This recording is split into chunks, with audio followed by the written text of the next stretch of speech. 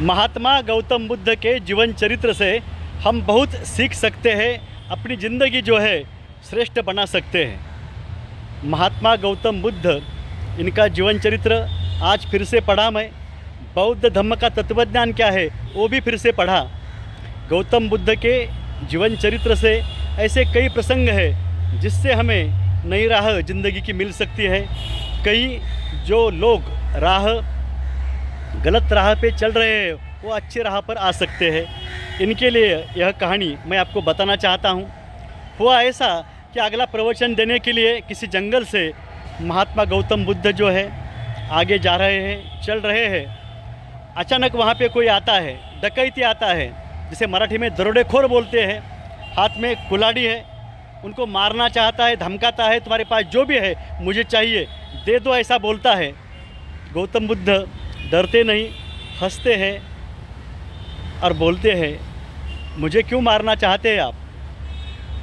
मैं तो साधु सन्यासी, मुझे क्यों मारना चाहते हैं आप? नहीं, मुझे यह किसी को भी मारने की आदत लग गई है और जिसके पास जो भी है वो मैं छीन के लेता हूँ, यही मैं करता आया हूँ।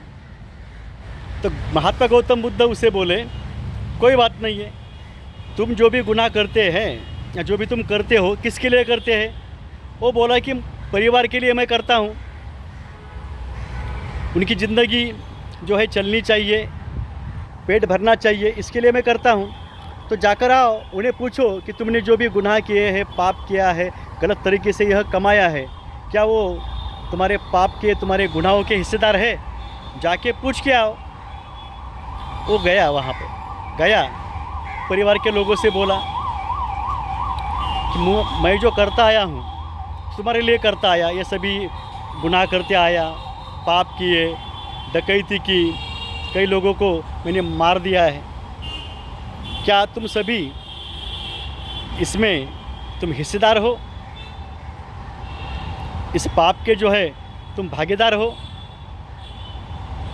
सब ने कहा नहीं। बीवी बोली, बच्चे बोले, परिवार के अन्य सदस्य बोले, हम कोई भी आपने जो गुनाह किए हैं, पाप किए हैं, उसके हिस्सेदार नहीं है, उसके भागीदार नहीं है, जिम्मेदार भी नहीं है हम। उसे गलती का एहसास हुआ। गौतम बुद्ध जो है जंगल में वो जो गुंडा था, डकैती करता था, उसकी राह देख रहे थे। वो गया वहाँ पे गया गौतम बुद्ध। इन्होंने कहा मुस्कुरा के और पूछा, क्यों परिवार के लोगों से मिल के आए हो? उसने कहा हाँ। क्या कहा उन्होंने, बताओ? तो मैंने सबको पूछा ऐसा कि मैं जो गुनाह करता हूँ, पाप करता हूँ, क्या आप सभी इसमें इसके हिस्सेदार हो, भागीदार हो? मैंने तो आपके लिए तो किया ना ये सब। तो सभी ने कहा नहीं, हम कोई भी जो है तुम्हारे गुनाह और पाप के हिस्सेदार, भागीदार नहीं है। और वो रोने लगा और पैर पकड़ने लगा महात्मा गौतम बुद्ध के। उसके आंखों से आंसू आने लगे। गलती का एहसास दिलाने के लिए महात्मा गौतम बुद्ध उसके सामने खड़े थे। अब कोई महामानव इस धरती पे नहीं आने वाला, इसलिए ऐसी कहानियाँ फिर से आपको बतानी चाहिए, इसलिए बता रहा हूँ। गौतम बुद्ध की भी आंखों में आंसू आए। इसकी आंखों में जो है दुख के अश्रु है। किसके? जिसने ये गुनाह किए। और गौतम बुद्ध की आंखों में दुख भी हुआ होगा कि इसने इतना बुरा किया है, और थोड़े आनंद के भी अश्रु हो सकते हैं क्योंकि इसको इसकी गलती का एहसास हुआ है। और गौतम बुद्ध का वो शिष्य बन जाता, जिसने कई हज़ार, नहीं वो क्या बोलो, उस समय कितने लोग उसने मारे होंगे,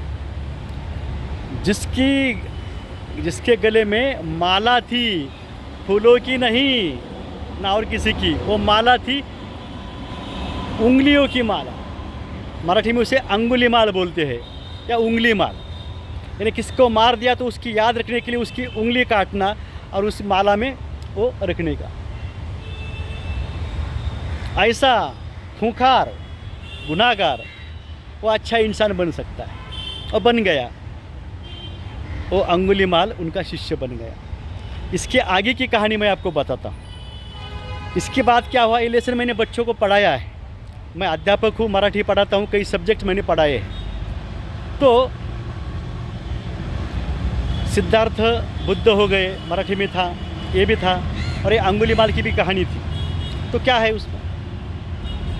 तो यह जा रहा है किसी गांव से, ये साधु बन गया है, सन्यासी बन गया है, गौतम बुद्ध का शिष्य अनुयायी बन गया है। अब सबको पता नहीं ना कि गौतम बुद्ध का शिष्य है, अनुयायी है, साधु है, सन्यासी है।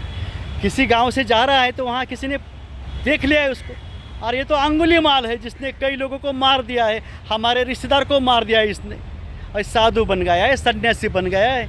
लोगों को समझ में आया, लोग पत्थर ले रहे, उसको बेरहमी से पीट रहे, उसको मार रहे, इतने बेरहमी से मार रहे, पीट रहे, चुपचाप खड़ा हो। गलती का एहसास उसको है, जो भी किया है उसकी सज़ा वो भुगत रहा है, पछतावा उसको हो रहा है, और प्रायश्चित भी वो ले रहा था या उसके बारे में सोच रहा था। उसका प्रायश्चित जो है उसने लिया था, साधु सन्यासी बन गया, लेकिन वो उस पर जो हमले हो रहे हैं, लोग उसको मार रहे हैं, पछतावा भी चालू है, प्रायश्चित भी चालू है, ये सब होता रहता है।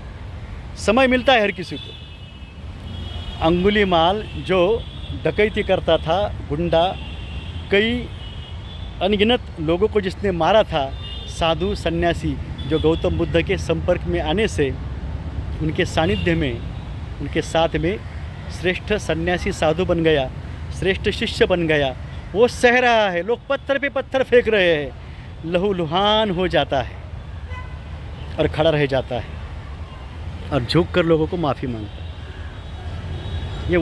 ये ऊंचापन कब आ सकता है? कोई महामानव मिले तो। अब कौन महामानव हमको मिलने वाला है? सभी महामानव मिल सकते हैं, किताबों में है, अच्छे अच्छे वीडियोज़ है, मेरे जैसे कई लोग बनाते हैं, वो आप देखिएगा, किताबें पढ़ो आप, सभी धर्मों के जो धर्म संस्थापक है उनकी किताब आप पढ़ो, बहुत अच्छा लिखा है, वो पढ़कर आप, और धर्म संस्थापक के चरित्र है वो भी पढ़ो। सभी महामानव है, राष्ट्रीय नेता है, संत है, समाज सुधारक है, महात्मा है, उनका चरित्र पढ़े। शिक्षण तज्ञ है, विचारक है, क्या बोलूँ मैं, पढ़ो। हमारे देश का प्रॉब्लम जो है ना, राजकीय क्षेत्र के लोग कुछ भी पढ़ते नहीं, या पढ़ने वाले जो लोग हैं, पढ़ने वाले बहुत कम हुए हैं। आपको विनती है, पढ़ते रहे और आगे बढ़ते रहे। देश की सभी देश का सुख और सलामती जो है आप सभी को पता है, राष्ट्रीय कांग्रेस पक्ष के साथ है, सत्य न्याय के साथ है। आप सभी को हार्दिक शुभकामना। मतदान राष्ट्रीय कांग्रेस पक्ष को करना, यानी मानवता को, हमारे सुख और सलामती को करना है। जय मानवता, जय जगत। जय मानवता, जय जगत, जय कांग्रेस, जय भारत।